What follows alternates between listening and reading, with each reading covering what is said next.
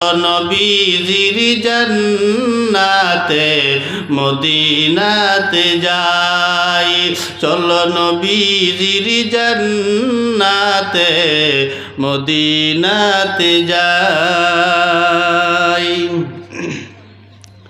কে কে যাবি মদিনা, মদিনাতে কান্দেন নবী উম্মতের মায়ায়।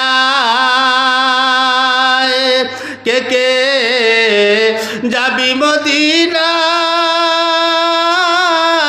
মদিনাতে কান্দেন নবী উম্মতের মায়ায়। দিন রজনী কান্দেন যিনি, দিন রজনী কান্দেন যিনি উম্মতের মায়ায়। চলো নবীজির জান্নাতে মদিনাতে যাই, চলো নবীজির জান্নাতে মদিনাতে যাই। জোরে বলা যাবে কি মারহাবা। ও মুসলমান গো, ভালো কইরা লক্ষ্য কইরা শোনেন। আল্লাহর নবীকে প্রশ্ন জিজ্ঞাসা, আল্লাহর নবী গেলেন এবার বাসায়।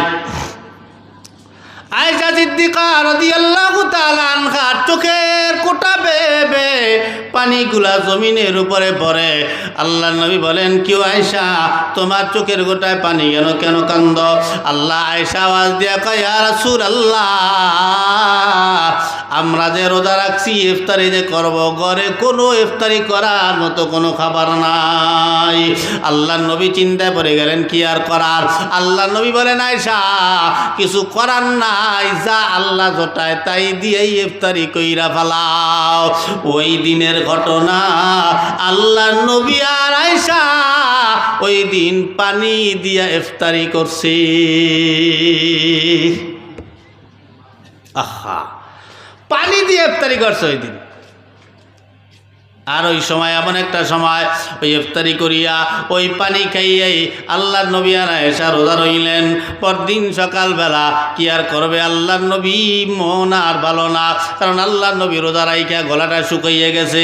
পানি খাইয়া আর কত দূর থাকা যায়? দুইটা খাজুর খাইলে, খাজুরের ভিতরে আল্লাহ পাক বরকত রাখছে, এই জন্যে খাজুরটা খাইলে আপনি সারাটা দিন আপনি অনায়াসে কাটাই দিতে পারবেন। খাজুর খাইলে খাজুরের ভিতরে আল্লাহ বরকত রাখছে বলে একটা খাজুর খাইলে সারাদিন কাটাইতে পারবেন, কোনো ক্ষুধার তৃষ্ণা আপনার লাগবে না। কিন্তু শুধু পানি খাইয়া থাকা যায় না। এক গ্লাস পানি খাইলে দুইবার প্রস্রাব করলে পেট কান খালি হইয়া যায়।